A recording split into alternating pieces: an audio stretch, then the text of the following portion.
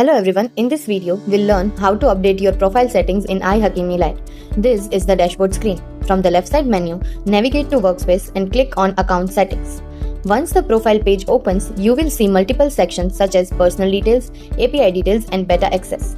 Under the Personal Details section, you can update your basic information, including your first name and last name.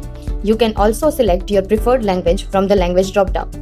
ihakimi Lite supports multiple languages, allowing you to customize the platform according to your preference. Next, you can update your location details such as city, state, country, and zip code.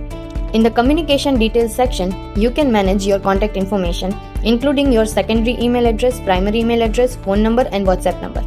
If you need to update your WhatsApp number, simply enter New Number and click on Update button. You can also enable two-factor authentication to add an extra layer of security to your account. To change your password, enter your current password, then enter your new password and confirm it. Once all the required changes have been made, click on the Update button to save your profile information. Your account details will now be updated successfully. Keeping your profile information up to date helps ensure smooth communication, account security, and a personalized user experience within ihakimi Lite.